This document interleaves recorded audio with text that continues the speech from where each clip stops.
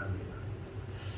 새해를 시작하면서 강렬하게 우리에게 다가오는 말씀이 회복이요, 회복을 넘어서 부흥으로 나아가기를 소망합니다.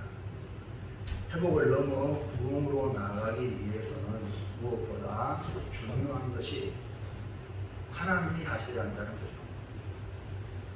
우리의 갈망을 받으시고 하나님께서 성령의 새바람을 불어서 우리의 모든 영역에 회복의 역사가 일어나고 부흥의 열매 맺는 역사가 일어나기를 축복합니다.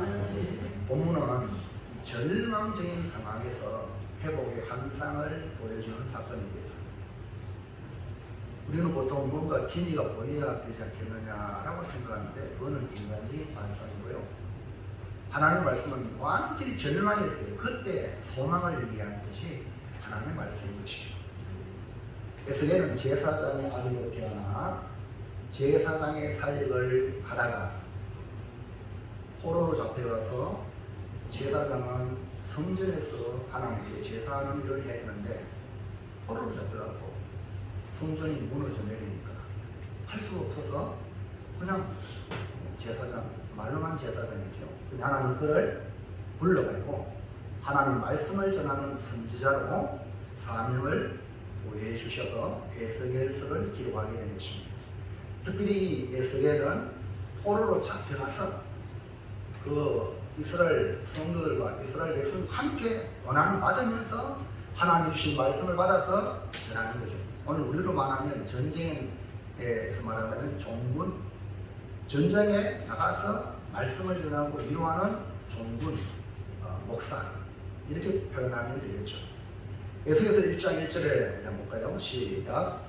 30째 조각세에 내가 이발과 조각된 자 중에 있을 때에 하늘에 있으며 하나님의 모습이 내게 보이니 여호와님 왕이 사로잡힌 지 5분 그날에 조각세라. 지금 에스겔서의 그 시대적 환경, 역사적 배경이 여호야긴 왕이, 즉 유다 왕 여호야긴이 사로잡혀서 5년이 지난 그달 저다세 때 일어난 하나님의 말씀이다 그 말이죠. 자, 3절 넘어가서요. 시작. 할배한 땅 북한 땅에서 여호와의 말씀이 60여 날 제사장 나 에스겔에게 특별히 임하고 여호와의 권능이 내게 있으니라. 그러니까 포로로 잡혀갔기 때문에 제사장인 에스겔은 그 제사장의 사역을 할 수 없게 되자 하나님은 에스겔로 하여금 하나님의 말씀을 주어서 선지자의 사명을 하게 하십니다. 이때가 바로 여호야긴 왕이 사로잡힌 지 5년이라고 했습니다. 역사적 배경을 보면은 이 애굽이 이스라엘을 장하느냐 바벨론이 이스라엘을 장하느냐 이 두 열국의 싸움 가운데에 이 이스라엘 백성이 놓여 있는 거죠. 우리나라와 지리적 방이 너무나 똑같은 거예요. 그래서 애국 왕이 유다 왕 여호야긴을 이렇게 세우고 바벨론 왕이 와가지고 여호야긴 왕을 누구 만들어 세우느냐 그래가지고 잡아왔는 거예요. 그나마 왕이라도 건재해 있으면 그 당시에 희망이라도 가질 수 있을 텐데 여호야긴 왕이 포로로 잡힌 지 5년이 되었을 때에 에스겔에게 하나님의 말씀이 임하여 말씀을 전하는 선지자의 사역을 시작한 겁니다. 그러니까 이 에스겔은 일찍 바벨론으로 잡혀온 것입니다. 하나님의 말씀이 임하여 1장에서 24장까지는 예루살렘의 파멸을 예언하고 25장에서 32장까지는 그 주변의 나라에 대한 하나님의 심판, 다시 말하면 이스라엘 백성을 해코지했던 주변의 나라들을 하나님이 심판한다. 그리고 33장에 와서는 이스라엘의 회개를 위한 마지막 요구를 기록하는데 바로 그때에 에스겔에게 소식이 들려옵니다. 33장 21절 시작. 우리가 사로잡힌 지 12의 달 5째 달에 예루살렘에서 도망하여 온 자가 내게 나와 말하기를 그 성이 함락되었다 하였네. 자, 에스겔이 바벨론 포로로 왔는데 소식이 들려온 소식. 이 나라가 회복됐다고 얼마나 좋아요? 근데 뭐예요? 예루살렘 성이 함락되었다. 언제 함락되었어요? 우리가 사로잡힐 지 12해, 12년이라는 포로 생활을 하고 있는 그때에 들리는 소식이 함락됐다. 완전히 절망이죠. 그 다음에 22절 시작. 그 도망한 자가 내 나오기 전날 저녁에 여호와께서 내게 임하여 내 입을 여시더니 나와 같이 그 사람이 내게 나올 그때에 내 입이 열리므로 내가 다시는 잠잠하지 아니하였구나. 역사적 사건이 이제 포로된 자가 도망한 자가 소식을 전해주지만 이 하나님의 선지자는 하나님이 먼저 말씀을 주시는 거죠. 그 전날에 말씀을 주시는 거예요. 그러니까 이 모든 일은 특별히 하나님의 백성의 교회에 대한 일은 하나님이 관여하시지 사람이 하는 게 아니에요. 여러분 이 눈이 열려야 하나님을 두려워할 줄 알고 이 아니면 내가 하나님의 선한 도구로 쓰임받아야지. 이런 지혜로운 자가 되지. 악한 도구로 쓰임받다가 나중에 하나님 그 막대기를 부수잖아요. 갈대아 바벨론 악한 도구로 사용하고 이스라엘 몇 때리지만 부숴버리는 거예요.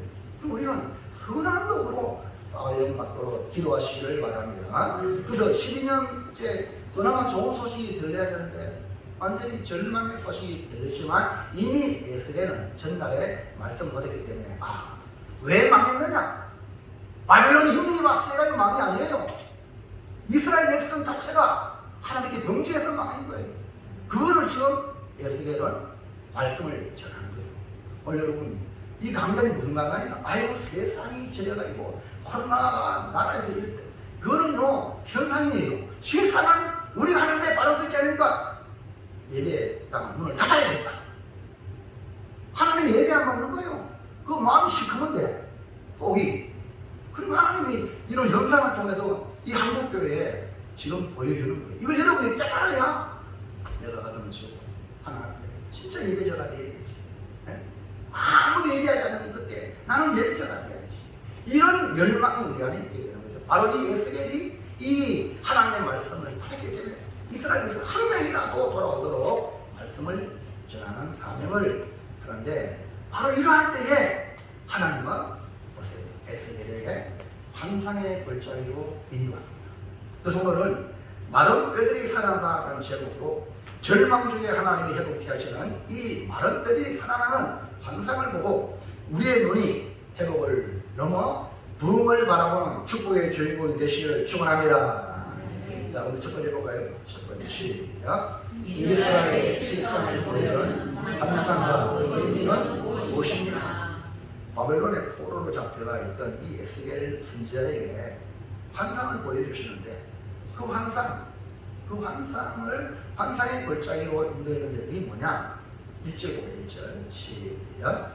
여호와께서 불능으로 내게 임재하시고 그의 영으로 나를 데리고 와서 골짜기 가운데 두시는데 그의 뼈가 하더라. 마른 뼈가 가득한 골짜기로 인도하셨어요. 자, 2절 볼까요? 2절 시작. 나를 그 뼈 사방으로 지나가게 하시고 먼저 그 골짜기 중에 뼈가 힘이 많고 아주 말랐더라. 왜 하나님이 이렇게 마른 뼈의 골짜기로 인도하며 환상을 보여주는가? 에스겔 본 환상은 정말 말 그대로 골짜기에 뼈가 막 찼는데 뭐예요? 아주 말라버렸어요. 에스겔에게 하나님이 이렇게 마른 뼈가 가득한 골짜기로 보여주신 그 이유, 아니 여기에 이 마른 뼈는 무엇을 말하는가? 자, 에스겔 11절 볼까요? 시작. 또 내게 이르시되 인자여 이 뼈들은 이스라엘 온 족속이라. 그들이 이르기를 우리의 뼈들이 말랐고 우리의 소망이 없어졌으니 우리는 다 멸절되었다 하느니라. 자, 왜 에스겔을 이 마른 뼈의 골짜기로 인도하는가? 이걸 보니까 하나님이 이 에스겔에게 지금 이스라엘 족속이 이 말을 빼어갔다. 어떻게 말을 빼어갔습니까? 그들이 말하는 걸 한번 봐라. 우리의 뼈들은 말랐고 우리의 소망이 없어졌고 우리는 다 멸절되었다. 그러니까 희망이라는 건 하나도 없는 거예요. 포로로 잡혀온 지 지금 몇 년 됐죠? 에스겔 같은 12년이야. 그러니까 그들에게는 완전히 그냥 절망 가운데 있는 마른 뼈와 같다는 거예요. 이스라엘 백성이 이렇게 절망 가운데 완전한 절망에 빠져있는 이 이스라엘을 하나님께서 에스겔에게 보여주는 그것이 뭐냐? 마른 뼈와 같은 환상을 보여주신 거예요. 이것이 뭐냐? 이스라엘의 현 주소입니다. 오늘 우리의 모습은 어떠합니까? 혹시 절망 가운데에 절망적인 상황 속에 어찌할 줄 모르고 있는 상황이 있지 않습니까? 오늘 우리나라를 본다면 정말 새로운 정부가 들어섰고 그나마 소망을 가지고 있지만 지금 들려지는 소식은 나라의 어둠이 빗들이는 모습이 안팎에 있는 겁니다. 세계 경제 여파로 국내 경제는 돌아가지 않습니다. 그나마 믿었던 기업들이 지금 실적이 저조합니다. 우리나라는 수출로 발전했는데 수출도 안 됩니다. 지금 대기업의 실적이 최하위로 위기 경보를 보내고 있습니다. 그래서 실험하고 있는데 여러분 잘 알지만 안보마죠. 북한의 무인기 와가지고 서울을 막 휘젓고 다니고 그거를 막을 수가 없습니다. 이것이 바로 뭐냐? 오늘 우리의 현실. 그리고 국내 상황을 또 한번 볼까요? 이태원 사건을 비롯하여 크고 작은 일들이 일어나서 지금 정부의 무능을 탓하는 소리로 불안을 자극하고 있죠. 이럴 때 자중해서 서로 내 책임이라 해서 함께 지혜를 모아야 되는데 여야가 찢고 뽑고 싸우고 있는 거예요. 이런 상황에 북한의 핵은 물론이거니와 북한의 무인기가 서울 상공을 돌아다니면서 전혀 감지하지 못하고 제압하지 못한 이 군의 현실을 보면서 우리는 스스로 불안, 공포, 초조를 느끼고 절망감에 사로잡히게 되는 것입니다. 여러분, 북한이 우리나라를 쳐들어오면 6.25 모양으로 우리가 북한의 지구에 나가면 여러분 자유 없습니다. 여러분 목소리 없습니다. 지금 북한의 현실을 한번 보시길 바랍니다. 이렇게 여러분 우리나라 하나님이 복을 주셨는데 이 자유를 하나님을 위해 살지 아니하고 자기 욕망을 따라 살아간다면 하나님은 거듭하신다는 거죠. 여러분 아무리 생각하고 몸부림치고 와도 솔직히 뭐 새로운 정부가 들어섰다 해도 뭐 해결될 줄 아십니까? 출구가 보이지 않는 이런 현실, 나라에서도 그렇고 또 우리 개인의 삶의 현주소가 막다른 골목에 서 있는 상황입니다. 이대로 절망하며 탄식하며 소망 없이 살아야 될까? 예, 현실은 그래요. 그러나 절대 그렇지 않습니다. 왜? 우리에게 누가 계셔요? 하나님이 계십니다.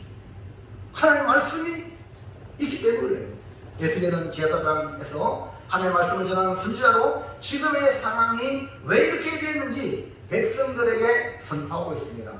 그런데도 이스라엘 백성들은 절망하고 있습니다. 우리의 뼈들이 말랐고 우리의 소망이 없어졌고 우리는 다 멸절되었다. 지금 이스라엘은 포로로 잡혀온 지 약 12년이 지났습니다. 포로 생활한 지 12년이 지났다는 거예요. 그리고 예루살렘이 함락되었다는 소리가 들립니다. 돌아갈 곳이 없는 거예요. 그러니까 소망이 사라진 거죠. 나라를 잃어버렸어요. 없어요. 그들의 마음에는 이대로 나라가 망하여 바벨론으로 동화되는 형국이라는 것을 보면서 다시 이스라엘이라는 꿈을 꿀 수도 없는 지경에 이르렀다는 겁니다. 여러분, 우리나라에서 이민간, 우리나라 동포들이요, 우리나라가 잘 되기를 그토록 원하고 있단 말이에요. 왜? 우리가 여기 있거든요. 그 여기 안 좋으면은 그들도 극도로 불안하고요. 그 이민의 나라에서 그 바라본 눈총이 대한민국에 들었더라.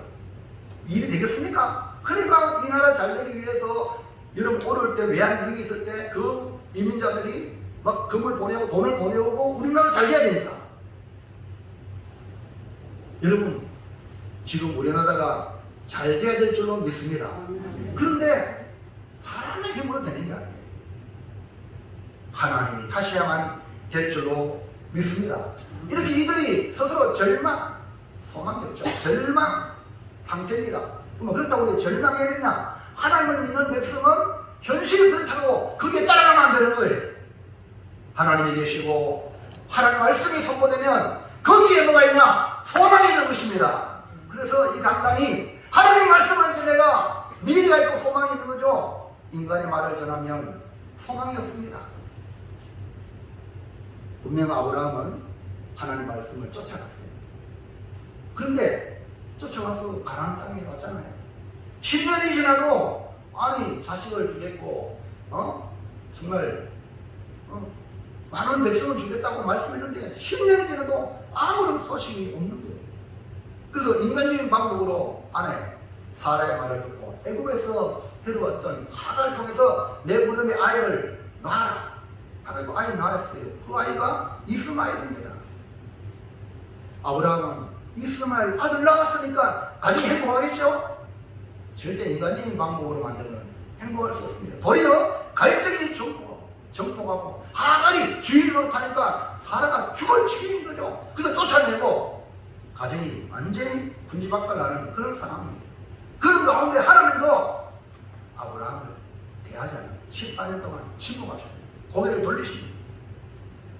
그러나 하나님은 여전히 아브라함을 택했기 때문에 아브라함에게 나타나셔서 사라로 말미암아 약속의 아들을 주시는데 그 이름을 이삭이라 하나. 결국 사라를 통하여 100세 때 이삭을 낳죠. 사라는 90세. 도무지 인간적으로 불가능한데 하나님은 하시는 겁니다. 그래서 여러분 하나님의 역사, 우리 기독교의 역사는요 사람의 방법으로 하는 게 아니에요. 하나님이 하시는데 우리는 하나님 하시는 대로 따라가면 되는 거예요. 우리는 양의 목장을 따라가면 되는 거예요. 우리 주님이 선한 목자가 오셨잖아요. 말씀을 따라가면 될 줄로 믿습니다. 누가 책임져요? 말씀이시고 우리 책임지는 거예요. 하나님께서 에셀에게 마른 뼈들의 골짜기를 인도하시고 환상을 보여주시는 것은 절망 그 자체라고 느끼는 이스라엘의 모습이에요. 근데 하나님께서 에셀에게 웃습니다. 자, 3절 시작.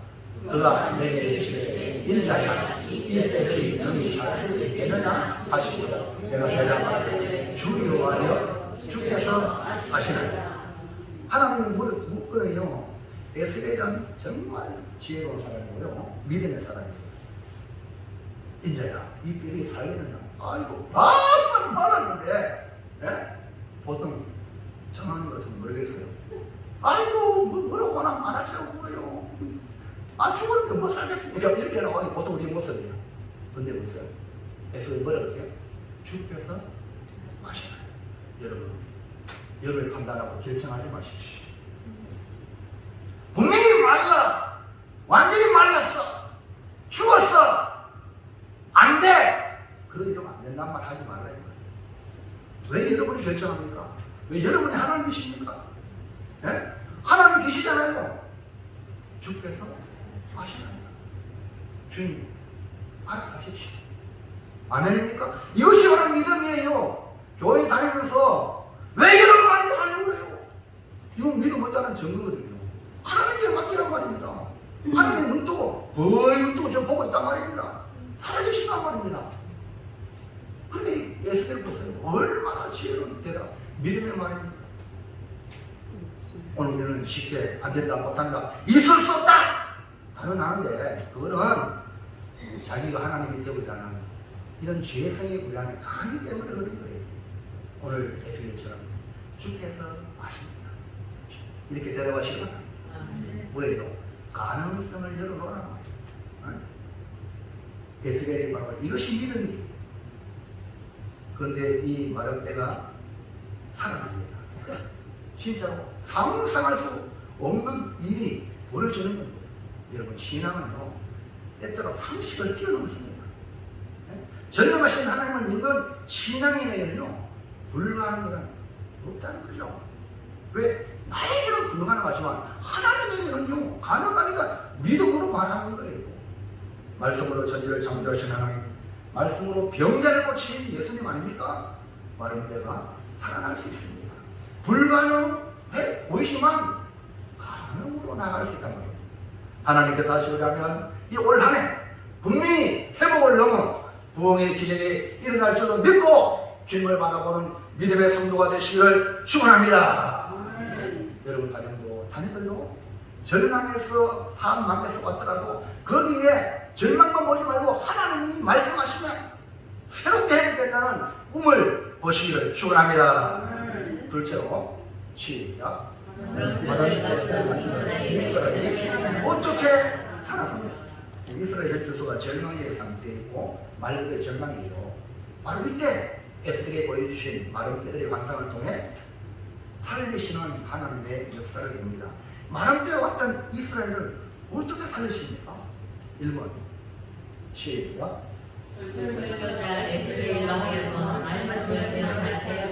여러분 하나님이 하시죠. 하나님이 하시는데요. 하나님이 마른 뼈들아 살아라 할 수 있죠.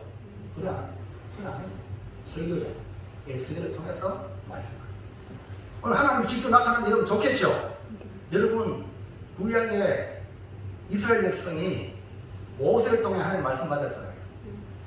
저도 막 하나님 직접 만나고 가다가 하나님 부름에 집에 나가서 하나님 우리도 하지 말고 모세를 통하여 말씀을 이렇게 합니다. 여러분 하나님 직접 만나면 우리가 다 죽습니다. 그리고 하나님은 이렇게 중보자를 세워서 하나님은 말씀하시고 우리의 중보자가 예수 아닙니까? 맞죠? 그러니까 목사는 망설에 주의 종이란 말이에요. 네? 주의 종. 이해하시겠죠? 그럼 여러분 이 에스겔 하나님이 세운 선지자니까 하나님이 직접 말씀드리 말씀할 수 있지만 에스겔에게 설교자 에스겔에게 말씀을 배워놔라. 이렇게 하니까 살아나는 거예요. 오늘 이 한 시간 설교자의 강력한 소망이 뭐냐? 말씀을 전할 때 이 중에 말씀을 듣고 영원히 살아나는 영혼이 있다는 걸 저는 믿습니다. 그러니까 설교하는 거죠. 이거 없으면 어떻게 설교해요? 그냥 배워나는 것 뿐이에요. 근데 하나님이 그 말씀을 통하여 영혼을 회복시킨다는 거예요. 오늘 그 대상이 여러분 되기를 축원합니다. 하나님은 이렇게 직접 마른 뼈들에게 말씀하시면 되는데 그렇게 하지 않고 에스겔에게 예언하라고 하십니다. 이는 설교자 에스겔을 통해 하나님의 일을 하시겠다는 겁니다. 에스겔로 하여금 어떻게 예언하라고 합니까? 4절 시작. 또 내게 이르시되 너는 이 모든 뼈에게 예언하여 이르기를 너희 마른 뼈들아 여호와의 말씀을 너를 지어라. 자, 환상으로 봤을 때는 눈이 마른 뼈죠. 맞죠? 근데 이 마른 뼈가 11절에 주님이 말씀하기를 이스라엘의 원족 수위를 그랬죠. 맞죠? 그러니까 이 에스겔은 누구한테 말하란 말이에요? 이스라엘 원족 수들에게 말씀을 전하라. 그러면 살아난다는 거예요. 할렐루야. 이해하시면 아멘 합시다. 그러니까 마른 뼈들 같은 절망에 빠져도 안 됩니다. 못합니다. 이런 마른 뼈들 같은 자들에게도 말씀을 대언하면 살아난다는 거예요. 에스겔이 하나님의 말씀에 순종하여 마른 뼈들에게 뭔가 말씀을 들으려고 하고 뭔가 희망이 있어야 얘기해도 되지. 아유 안 됩니다. 이런 사람한테 무슨 말씀을 전합니까 하나님? 이렇게 안 하고 대언하라. 순종하라. 7절부터 7절 시작. 이에 내가 명령을 따라 예언하니 예언할 때에 소리가 나고 움직이며 이 뼈 저 뼈가 들어맞아 뼈들이 서로 연결되더라. 8절 시작. 내가 또 보니 그 뼈에 힘줄이 생기고 살이 오르고 그 위에 가정이 덮이나 그 속에 생기는 없더라.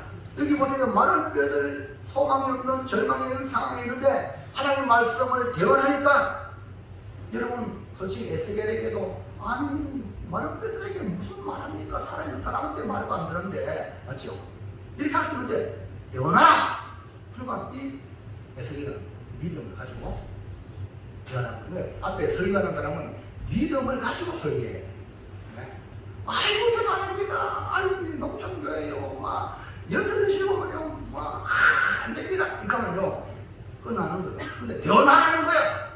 저도 여러분 영혼을 향하여 대언하는 거예요. 정말 여러분 연세 들고 또 병 들고 많이 안 되고 이게 중요한 게 아니라 영혼은 말씀을 듣습니다. 말씀을 들으면 문제가 해결되고요. 역사가 일어날 줄로 믿습니다. 이것이 뭐냐? 설교와의 믿음이에요. 에스겔도 믿음이 요구되는 거예요. 왜? 이 마른 뼈들에게 대언해야 되니까. 절망적인 상황에 하나님 말씀을 선포한다는 것은 대단한 믿음이 아니면 할 수 없는 일입니다. 설교자의 믿음이 하나님 말씀을 그대로 대언하여 하나님이 일하시니 마른 뼈들이 살아나는 것을 보여주시는 말씀입니다. 우리는 절망 중에도 낙심하지 말고 하나님을 찬송할 이유가 여기에 있습니다. 시편 42편 11절 시작. 내 영혼아 네가 어찌하여 낙심하며 어찌하여 내 속에서 불안해하는가. 너는 하나님께 소망을 두라. 나는 그가 나타나 오시리라고 하느냐. 내가 하나님을 여전히 찬송하리로다. 아멘. 그러니까 하나님께 소망을 두고 하나님을 찬송. 하나님이 도와주신다. 그래서 우리가 말씀을 붙잡고 말씀을 의지한다면 절망 중에라도 소망이 있음을 믿으시기를 바랍니다. 자, 2번 시작. 말씀에 예, 말씀에 의지해. 그러니까 설교자가 믿음으로 대언하고 그 다음에 그 말씀을 의지하여 생기에게 대언할 때 극히 큰 문제가 돼요. 하나님 계속해서 에스겔에게 대언하게 하시고 에스겔이 대언할 때 마른 뼈들이 사람의 모양으로 갖추어져서 뼈들이 서로 따다다다닥 연결되어지고 거기에 힘줄이 쫙 생기고 살이 오르고 가죽이 딱 덮였어요. 그런데 시체라. 왜? 그 속에 생기가 없는 거예요. 바로 이때 하나님께서 생기에게 대언하라. 그래서 말씀에 의지하여 생기에게 대언합니다. 9절 말씀 시작. 인자야 너는 생기를 향하여 대언하라. 생기에게 대언하여 이르기를 주 여호와께서 이같이 말씀하시기를 생기야 사방에서부터 와서 이 죽임을 당한 자에게 불어서 살아나게 하라 하셨다. 10절 시작. 이에 내가 그 문명대로 대언하였더니 생기가 그들에게 들어가매 그들이 곧 살아나서 일어나 서는데 극히 큰 문제다. 하나님이 사람을 만드실 때 모양처럼 흙으로 사람 만드시고 흙으로 만들어 놨어요. 근데 움직이지 않아요. 그러나 그 코에 생기를 불어넣어서 생명이 되어 살아있는 영적 존재가 되어죠. 바로 에스겔도 말씀에 순종하여 대언하고 생기에게 불어 들어가게 함으로 극히 큰 군대가 되었어요. 이거는 무엇을 말합니까? 12절 말씀 시작.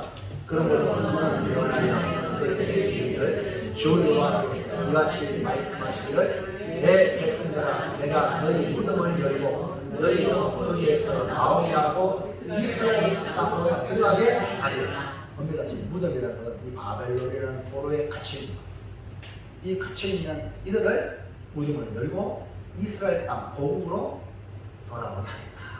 이것을 마른 뼈들이 살아나는 환상으로 보여주신 거죠. 13절 시작. 내 백성들아 내가 너희 무덤을 열고 너희로 거기에서 나오게 하죠. 너희는 내가 여호와인 줄 알리라. 바벨론에서 포로되어 다시 고국에 돌아갈 때에 바벨론에서 포로된 그들이 독립운동을 해가지고 고국으로 간 게 아니라 하나님이 오레스 왕을 통해서 가게 하신 이방왕. 그러니까 전적인 누가 행하셨어요? 하나님. 그래서 하나님이 하셨다. 하나님이 하셨다. 그 다음에 우리나라 일본에서 독립되는 것도요. 누가 하셨어요? 우리가 뭐 독립운동 김자진 장군 중심에 해가지고 그랬다. 아닙니다. 하나님이 하신 거예요. 우리나라 6.25 전쟁 다 나갈 수가 없는데 하나님이 유엔을 준비하시고 메가드를 준비해가지고 하나님 회복시켜 주신 거예요. 하나님이 하신 거예요. 그래서 우리 애국가 다 맞습니다. 여러분 그 노래를 많이 부르시기 바랍니다. 여러분에게 개인적으로 정해놨어요. 하나님이 보호하사 우리 교회 만세. 하나님이 보호하사 우리 가정 만세. 하나님이 보호하사 우리 자녀 만세. 아멘입니까? 이걸 계속 노래하십시오. 자, 그래서 절망에 빠져있는 바벨론의 포로로 살아가는 이스라엘 백성에게 회복의 은혜를 베풀어 주시겠다는 약속이죠. 하나님께서는요 자기 백성을 부르실 때 어떻게 부르셨는가? 13절 읽었나요? 자, 13절 시작. 내 백성들아 내가 너희 무덤을 열고 너희로 거기에서 나오게 한적 너희는 내가 여호와인 줄을 알리라. 여기 앞에 내 백성들아. 여러분 이 단어가요. 내 백성들아. 제가 설교할 때마다 마지막에 사랑하는 성도 여러분 하죠. 얼마나 사랑하는 마음으로 이 말씀을 전하지. 우리 하나님이 이스라엘 백성 절망 속에 있는 그들을 향하여 너희는 내 백성이란 말이야. 내가 절망할 필요 없어. 난 주님의 것이니까. 주님이 알아서 한다는 거예요. 그럼 내 백성들아 이렇게 말했죠. 정말로 사랑의 음성, 부드러운 주님의 음성, 얼마나 사랑스러운 음성인지 모릅니다. 마련비도 같은 이스라엘 백성이 다시 회복되어 복으로 가게 이것이 바로 하나님이 이루시겠다. 하나님이 구원하시는 여호와인 줄 알게 하신다. 이렇게 말씀했어요. 14절 시작. 내가 또 내 영을 너희 속에 두어 너희가 살아나게 하고 내가 또 너희를 너희 오국 땅에 두리니 나 여호와가 이 일을 알고 이룰 줄을 너희가 알리라. 여호와의 말씀입니다. 그렇기 때문에 우리에게는요 하나님만이 나의 소망이라. 이 몸의 소망 무엇인가 우리 주 예수뿐일세. 예수님으로 소망을 가지시기를 주의 이름으로 축원합니다. 마지막 셋째 시작. 많은 때를 살리는 것을 보면서 우리는 어떻게 해야 이스라엘을 회복시키는 하나님, 동일하게 그 하나님이 우리를 회복시키는 하나님인 줄로 믿습니다. 자, 그렇다면 오늘 우리는 어떻게 해야 됩니까? 하나님이 하시는데 우리는 뭐 어떻게 하란 말이냐? 절망 가운데 신령하는 이스라엘 백성을 버리지 아니하시고 에스겔을 통해서 회복을 보여주신 이 하나님의 선한 계획을 보면서 우리에게 그대로 이루신다는 거죠. 그러니까 절망적인 상황에 우리가 빠져있고 여기저기 소리가 들리더라도 그것에 사로잡히지 말고 하나님이 회복하게 하신다는 약속을 붙잡으시고, 그렇다면 우리는 어떻게 하면 회복해 하시는 하나님과 기쁨을 나눌 수 있습니다. 1번 시작. 마른 뼈와 같이 절망이 될 때 여호와의 말씀을 들어야. 여러분 절망적인 상황이야. 아유 다 죽겠다 하는데 눈으로 보면 다 아유 안 된다. 아유, 이렇게 하는 사람 그거 말하기 너무 쉬워요. 안 되는데 그 말해봤자 불신자들은 그래 제가 예수 믿는 사람 그래 말할 필요가 없어요. 왜? 어제 가만히 있어. 절망인데 절망인데 또 절망을 말할 필요가 있냐 이 말이에요. 우리는 뭐예요? 그럴 때에 마른 뼈와 같은 절망적인 상황일 때 하나님 말씀을 들어야 회복이겠다. 이런 길을 열어야 시작해요. 그래서 요한계시록에 7교회를 향하여 성령이 교회에게 하시는 말씀을 들을지어다. 앞에 뭐 있어요? 기 있는 자. 이 길을 갖다가 하나님께 길을 기울여요. 여러분 소망 있는 사람은, 소망으로 가는 사람은 하나님께 말씀의 길을 기울여요. 현재 상태, 절망의 상태, 거기에 여러분 매몰되지 말고 하나님은 어떻게 하시는가. 오늘 우리는 거짓의 사회가 되고 가짜 뉴스가 파멸치는 시대에 우리가 살고 있습니다. 우리는 이 사실을 직시해야 합니다. 그러나 더 중요한 것은 그 사실에만 그치면 아무런 일이 일어나지 않습니다. 하나님의 말씀은 진실입니다.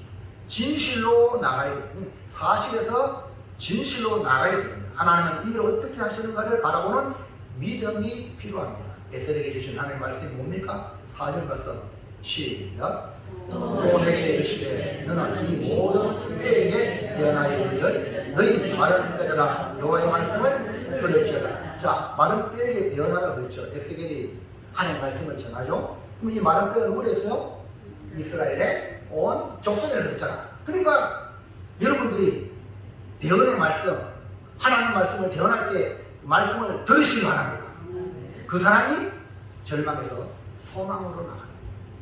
마른 뼈들아 여호와의 말씀을 들으라 라고 선포합니다. 마른 뼈 같은 절망적인 상황에는 영혼들이 들어야 될 소식은 세상의 뉴스나 세상의 그 상황이 아니라 하나님의 말씀을 들어야 한다 이 말입니다. 이스라엘은 지금 현실을 직시하면서 어떻게 말하고 있는지 한번 볼까요? 11절 시작. 또 내게 이르시되 인자야 이 뼈들은 이스라엘 온 족속이라. 그들이 이르기를 우리의 뼈들이 말랐고 우리의 소망이 없어졌으니 우리는 다 멸절되었다 하는구나. 이스라엘의 스스로 자기들이 뭡니까?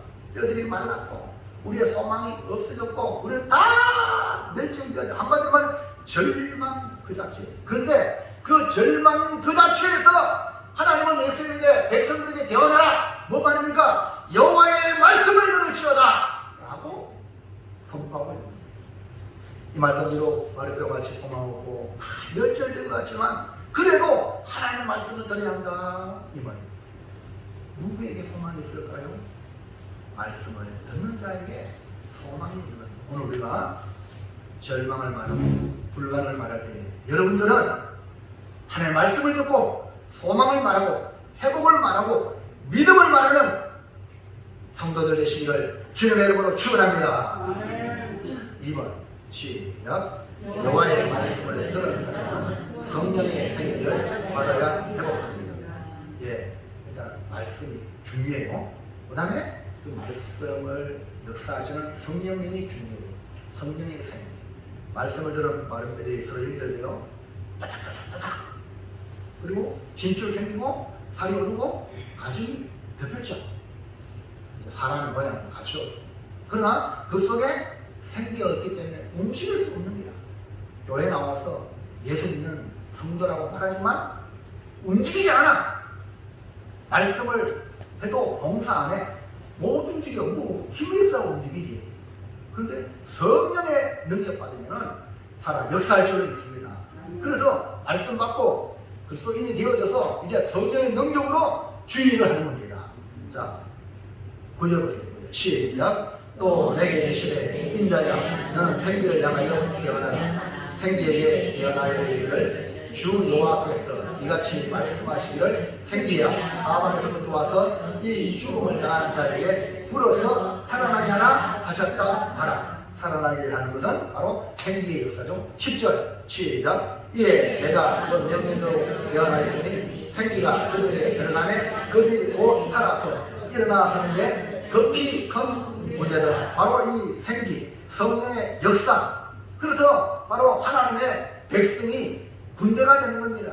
성령의 역사가 일어나니 죽었던 사람이 살아나고 일어나서서 급히 큰 군대 하나님의 군대가 된 겁니다. 자 14절 시작. 내가 또 내 영을 너희 속에 두어 너희가 살아나게 하고 내가 또 너희를 너희 복 땅에 두리니 나 여호와가 이 일을 말하고 이런 줄을 너희가 알리라. 여호와의 말씀이니라. 그러니까 하나님이 말씀하사 무덤에서 나오게 하시고 마른 뼈들이 살아나게 하고 이스라엘로 고국 땅에 돌아가게 하실 뿐 아니라 성령의 역사로 이스라엘이 영적으로 부흥이 됩니다.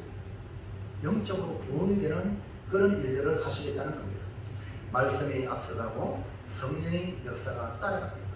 말씀으로 회복되어 성령으로 부흥의 역사를 경험하게 되는 겁니다.